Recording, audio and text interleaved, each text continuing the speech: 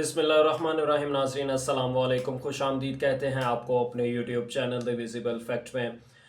नाज़रीन, बड़ी अहम डेवलपमेंट है और वो ये कि पाकिस्तान के एक यूट्यूबर हैं, नाम नहाद यूट्यूबर हैं ढक्की भाई साहब।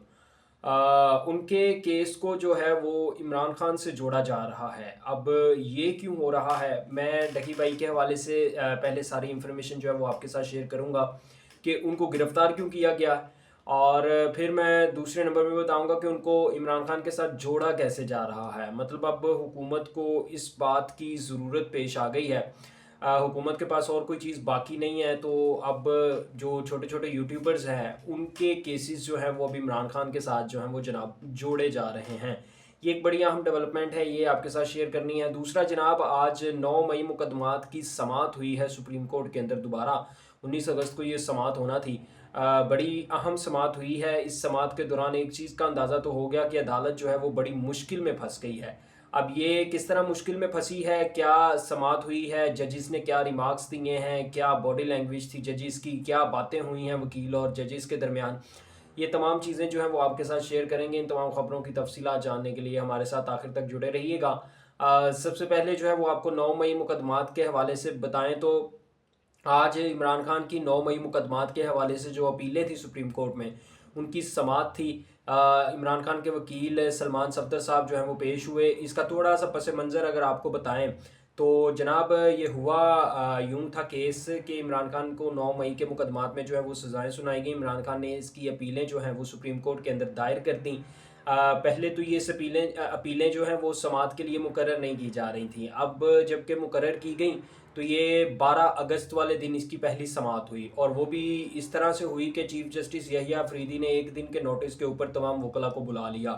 लेकिन इमरान खान के वकील सलमान सफदर जो है वो उस वक्त पाकिस्तान में मौजूद नहीं थे, तो उन्होंने माजरत कर ली कि मैं ये केस की समाअत नहीं कर सकता। फिर इस केस को जो है वो आगे मुलतवी किया गया। आगे मुलतवी किया गया तो चीफ जस्टिस साहब ने जो है वो केस की समाअत होते ही यानी केस की समाअत अभी शुरू हुई है, शुरू होते ही इसको फिर दोबारा मुलतवी कर दिया।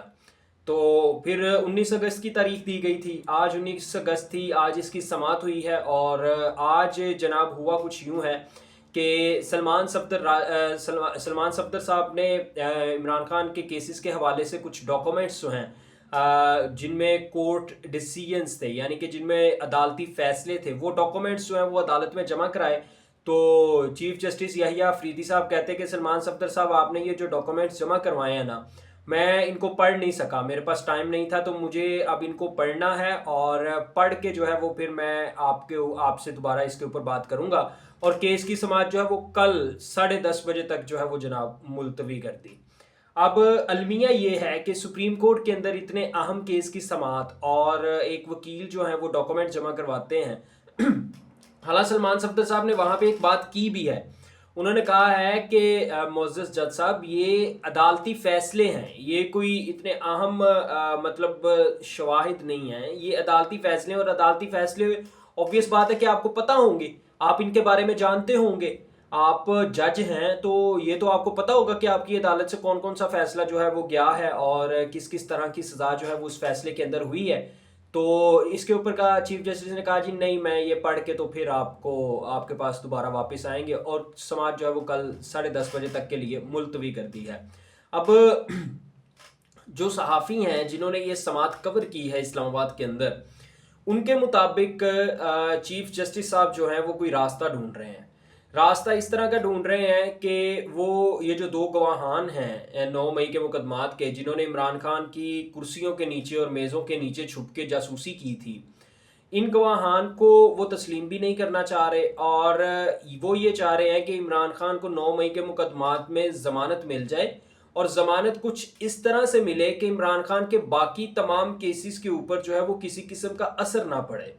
यानी कि इमरान खान को ये कह के, हो सकता है मोस्ट प्रोबेबली जो है वो ये बात हो सकती है, लॉ के स्टूडेंट्स जो है वो जानते हैं कि हो सकता है वो ये कह दें कि जनाब आप जो है वो 9 मई के मुकदमात में मुलविस नहीं है, लेकिन इसका असर बाकी तमाम केसेस के ऊपर नहीं पड़ेगा, वो मामूल की अदालती कार्रवाई के मुताबिक जो है वो चलते रहेंगे, और उन केसेस में जो सबूत और जो गवाहान मौजूद हैं वो उनके मुताबिक चलते रहेंगे।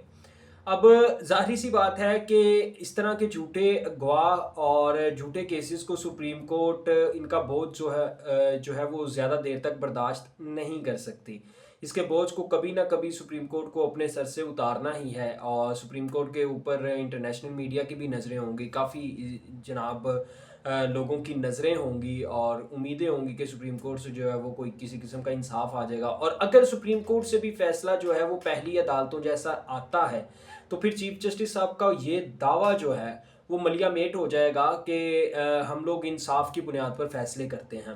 اب یہ دو پاسبلٹیز ہیں. ایک تو یہ پاسبلٹی ہے کہ ان کو عمران خان کو ان کیسز کے اندر رہا کرنا ہوگا سپریم کورٹ کو، اور اگر وہ یہ نہیں کر سکتے تو پھر وہ اس کیس کو لمبا لٹکائیں گے، جو کہ پہلے وہ کر رہے ہیں.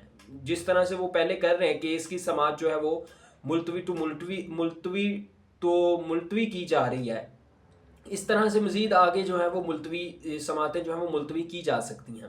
تو یا تو انہیں اس کیس میں عمران خان کو رہا کرنا ہوگا یا اس کیس کو لمبا لٹکانا ہوگا، جو کہ سپریم کورٹ لٹکا رہی ہے. اب آ جاتے ہیں ڈکی بائی کے کیس کی طرف. ڈکی بائی کا کیس جناب کچھ یوں ہے کہ انہوں نے کچھ گیمبلنگ ایپس کی اور کچھ ٹریڈنگ ایپس کی جو ہے وہ پروموشن کی ہے. انکشافات یہ ہوئے ہیں کہ یہ صاحب جو ہیں وہ کنٹری ہیڈ بھی ہیں گیمبلنگ ایپس کے اور باقی تمام چیزوں کے. تو اس حوالے سے جو ہے وہ یہ جو اندرونی ذرائع جو ہیں وہ یہ خبر بتا رہے ہیں کہ ایک سیاسی شخصیت جو ہے وہ اہم سیاسی شخصیت جو ہے وہ ڈکی بھائی کے ساتھ پارٹنر تھی، اور اس کا ڈکی بھائی کے ساتھ جو ہے وہ مطلب کولیب تھا. اب یہ سیاسی شخصیت جو ہے وہ موسٹ پروبیبلی، مجھے ویسے لگتا نہیں ہے کہ کوئی بھی سیاسی شخصیت اس طرح سے جو ہے وہ اوپنلی کسی بھی یوٹیوبر کے ساتھ جو ہے وہ کولیب کر کے تو گیمبلنگ ایپس کو یا ٹریڈنگ ایپس کو پروموٹ کر سکتے ہیں یا ان کا بزنس کر سکتے ہیں. لیکن جو موسٹ پروبیبلی چیز سامنے آ رہی ہے، نظر آ رہی ہے، وہ یہی ہوگی کہ اس کو عمران خان سے جوڑا جائے گا، عمران خان کے کسی بھی قریبی ساتھی سے یا کسی اور بندے سے جوڑا جائے گا. اور یہ صرف اور صرف پیغام ہوگا ان انفلوئنسرز کے لیے، ان یوٹیوبرز کے لیے، ٹک ٹاکرز کے لیے جو عمران خان کے ساتھ ہیں، جو ہر وقت قیدی 804 کا مطلب نعرہ لگاتے رہتے ہیں. یہ ان کو ایک سبق سکھانے کے لیے چیز ہوگی کہ اگر آپ لوگ باز نہیں آئے اور آپ لوگوں نے لوگوں میں قیدی نمبر 804 کے نعرے لگانے بند نہیں کیے تو آپ لوگوں کے ساتھ بھی ایسا ہی ہوگا. یہ اس وجہ سے کیا جا رہا ہے. ادروائز ایک یوٹیوبر جو ہے اس کی پروموشنز کا خالصتاً تعلق جو ہے وہ اس کے اپنے ساتھ ہے کہ اس نے اپنی مرضی سے وہ پروموشنز کی، ایپس کی، ٹریڈنگ ایپس کی یا گیمبلنگ ایپس کی. اس میں کسی سیاستدان کا تعلق نہیں ہو سکتا. لیکن اس کو جوڑا جائے گا، اب عمران خان کے ساتھ جوڑا جائے گا کیونکہ یوٹیوبرز اور انفلوئنسرز کو عمران خان سے دور کرنا ہے، ان کا تعلق جو ہے وہ عمران خان سے توڑنا ہے تاکہ وہ عمران خان کی حمایت میں کھل کے سامنے نہ آئے. اب تک کے لیے اتنا ہی. آپ سے ملاقات ہوگی اگلی ویڈیو میں. اللہ حافظ.